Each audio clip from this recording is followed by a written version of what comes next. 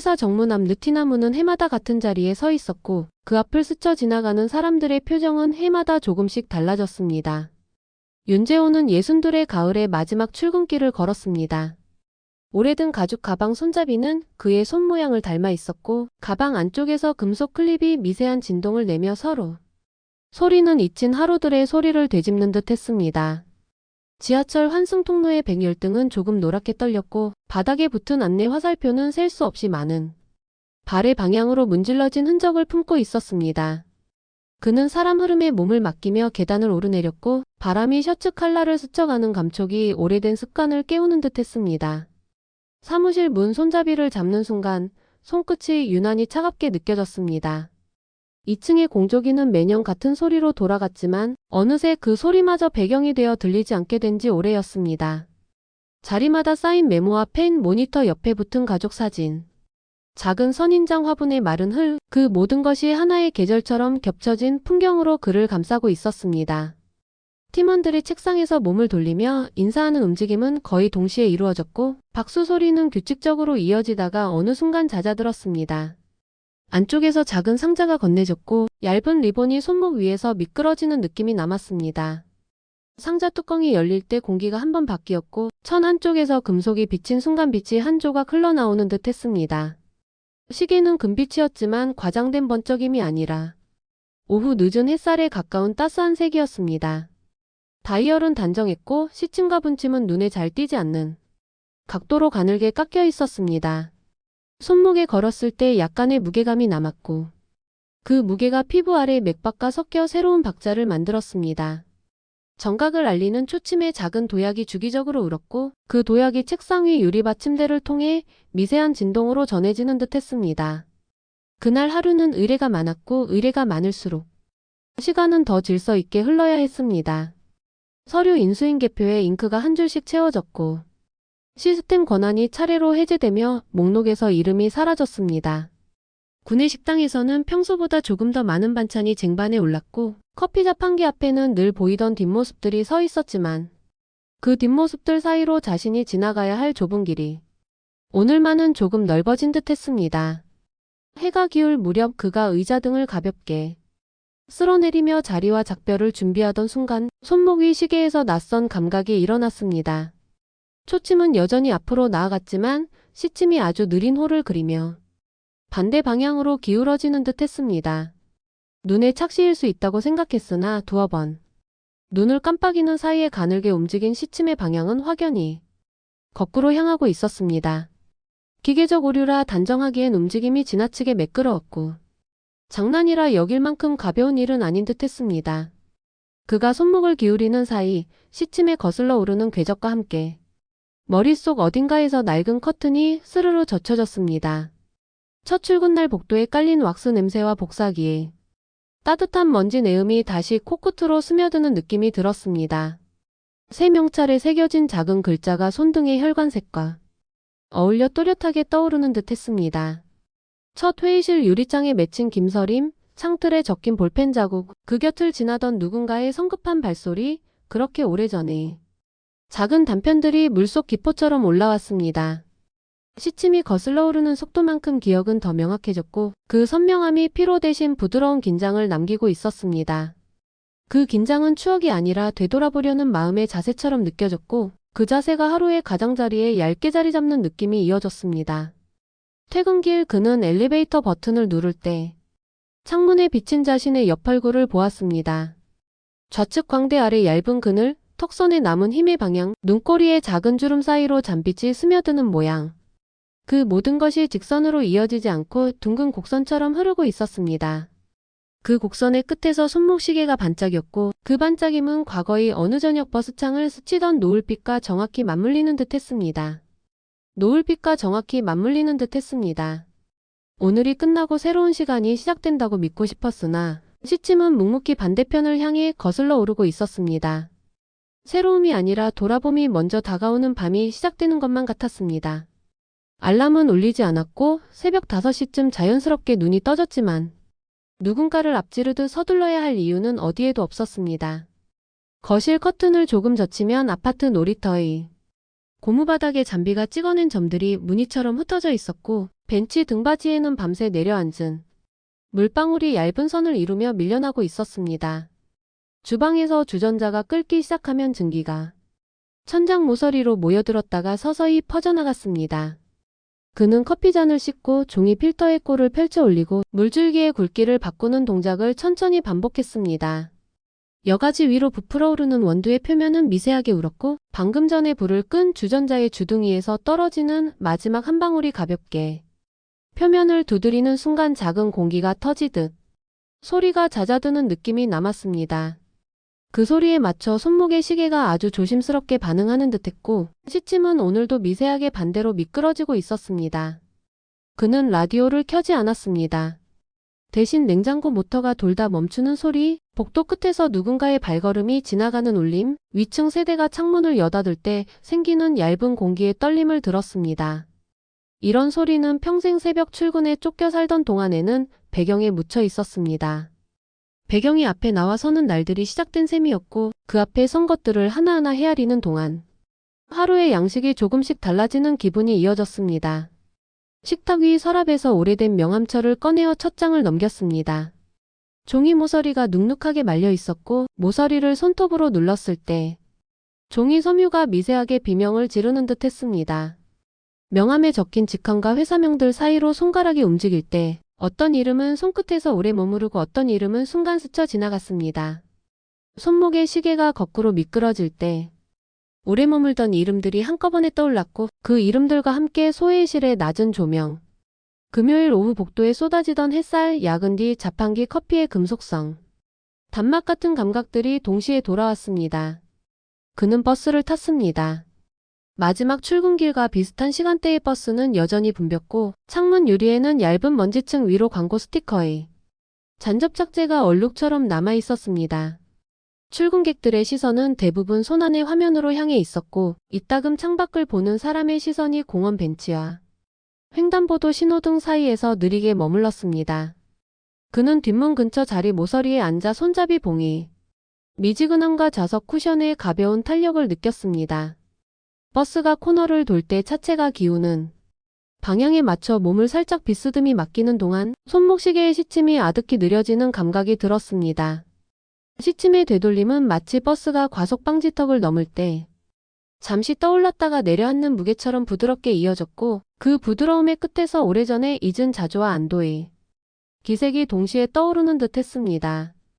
회사 근처에 내렸을 때 그의 발은 스스로 예전의 동선을 찾아 움직였습니다.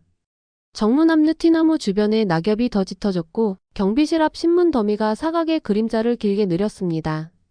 건물 유리벽은 안쪽의 블라인드를 희미하게 비추며 빛의 줄무늬를 만들고 있었습니다. 그는 들어가지 않았습니다. 대신 맞은편 편의점 앞 그늘에서 잠시 섰습니다.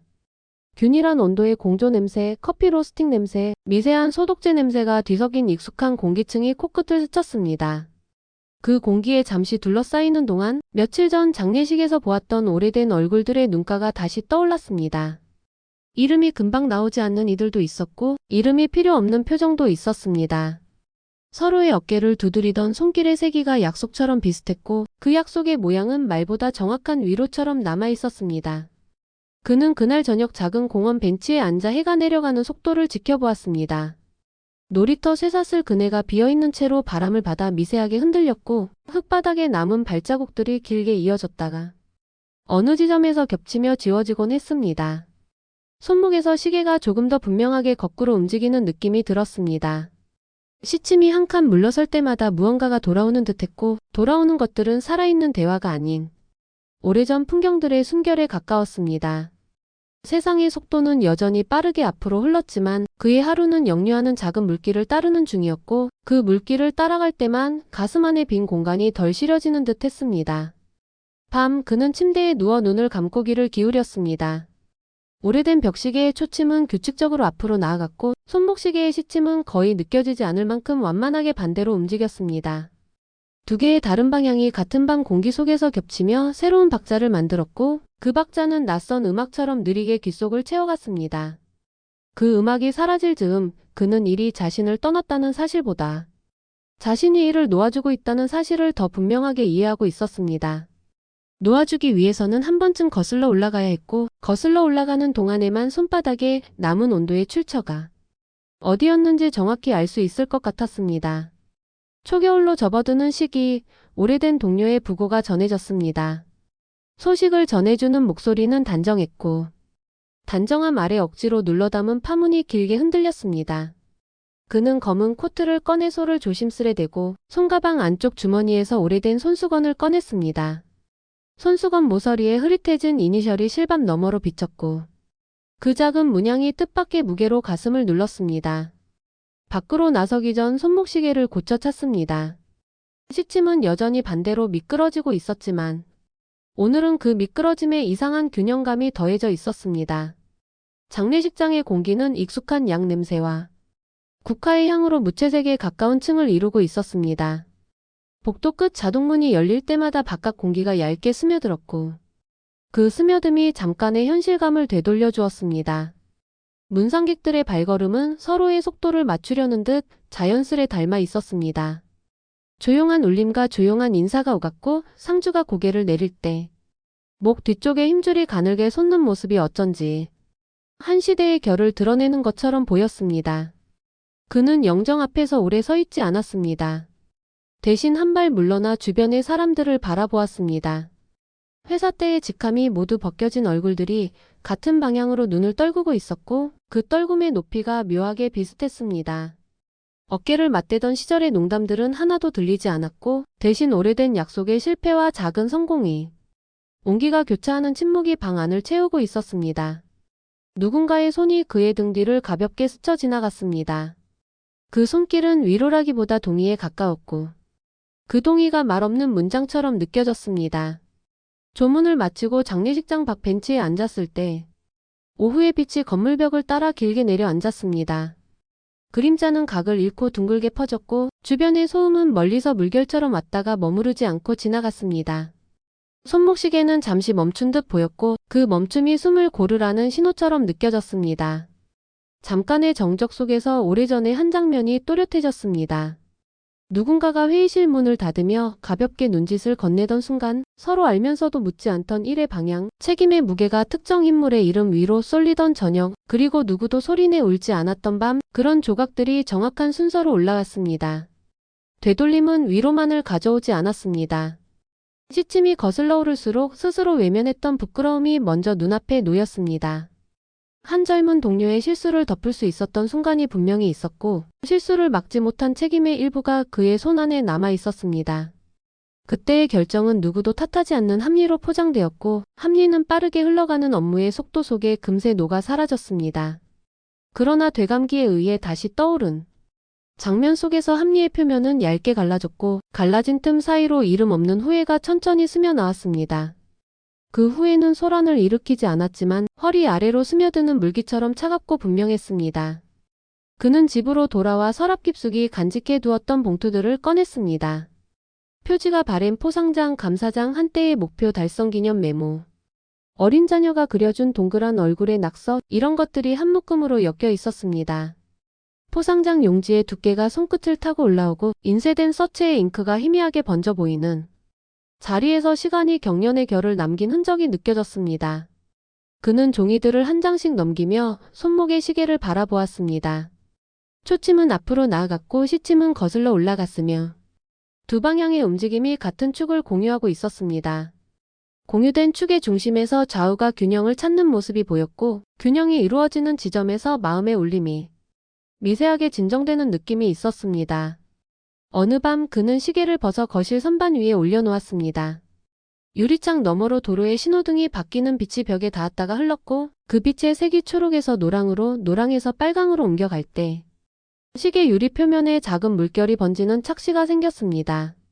그는 숨을 아주 길게 들이마셨다가 내쉬었습니다. 시침은 반대로 흘렀다가 어느 지점에서 더 이상 물러서지 않았습니다. 더 물러설 곳이 없다는 뜻이 아니라 더 물러설 이유가 줄어든 듯한 멈춤이었습니다.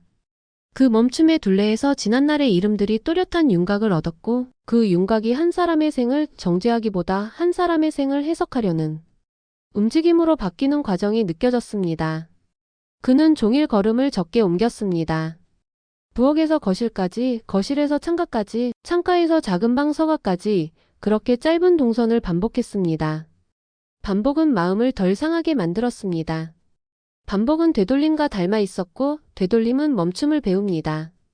되돌아보기가 지나친 자책으로 흐르지 않도록 길을 세우기 위해서는 멈추는 법이 필요했습니다. 멈춤의 법은 한 번에 배우는 것이 아니어서 그는 하루에 한 번씩 시계를 벗어 선반 위에 올려놓고 시계가 없는 손목의 가벼움을 느끼는 시간을 만들었습니다. 그 가벼움은 진공이 아니라 빈 여백에 가까웠고 여백 안에서 이를 떠난 다음에 자신이 어떤 모양을 하고 있는지 천천히 드러나기 시작했습니다. 봄 기운이 도시 가장자리를 타고 들어오던 어느 날 그는 아침의 길이를 의식적으로 늘렸습니다. 커피를 내리는 물줄기를 더 가늘게 조절했고 화분의 흙을 손끝으로 부드럽게 풀어주며 작은 돌을 골라냈습니다. 주방 창턱에 앉은 햇빛은 오래된 도자기 잔에 유약 표면에서 조용히 반사되었고 그 반사면의 미세한 스크래치가 빛의 결을 그림처럼 바꾸었습니다. 그는 손목시계를 차지 않았습니다. 대신 선반 위 시계를 천천히 들어 손바닥에 올렸습니다. 유리 표면에 묻어있던 얇은 먼지가 햇살 속에서 부유했고 그 부유가 작은 항해처럼 보였습니다. 그는 오늘이라는 날을 해석하려 들지 않았습니다. 해석 대신 관찰을 택했고 관찰은 곧 호흡이 길이를 조절하는 일과 닮아 있었습니다. 장을 보러 나서는 길에 흙냄새가 진한 화단을 스쳤고 화단의 붉은 흙 위로 새로 피어난 잎사귀들이 작고 깨끗한 곡선을 이루며 펼쳐졌습니다.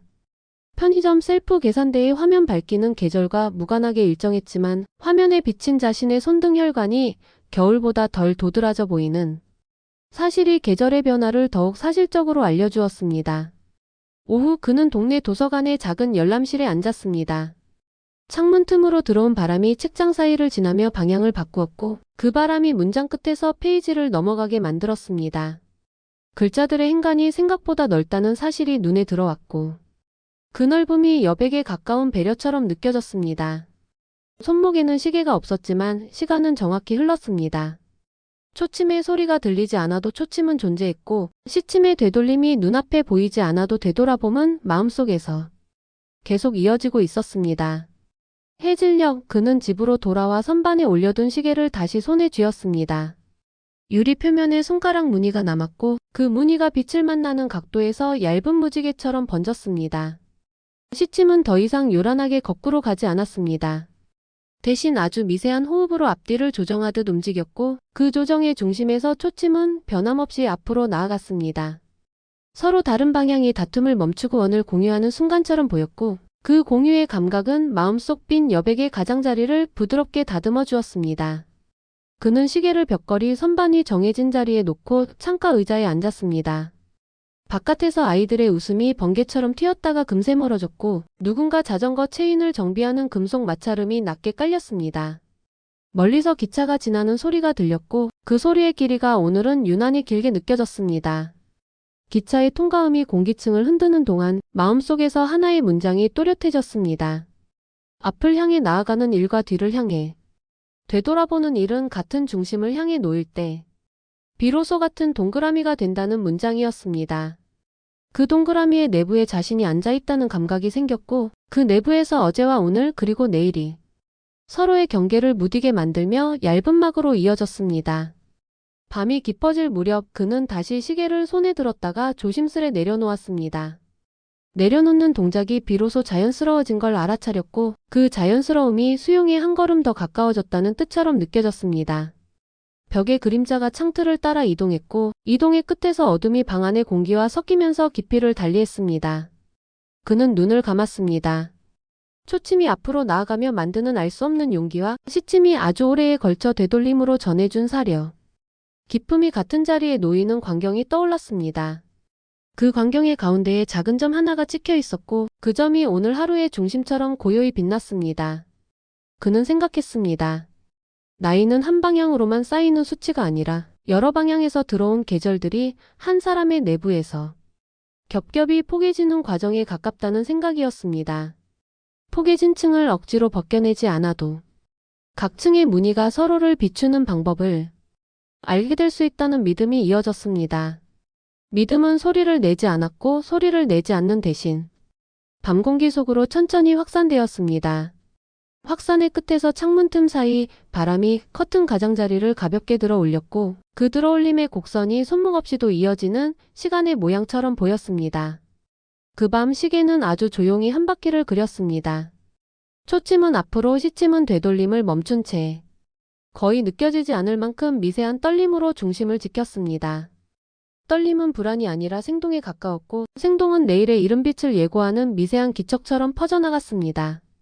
그는 깊게 숨을 들이마셨습니다. 멈춘 것이 아니라 균형을 되찾는 중이라는 사실이 가슴 안쪽에서 조용히 자리 잡았습니다. 균형이 자리를 잡자 오래 붙들고 있던 장면들이 천천히 선반에 올려지는 물건들처럼 각자의 위치로 돌아갔고 제자리를 찾은 것들은 빛을 요구하지 않고도 스스로의 온도로 존재하는 듯 했습니다.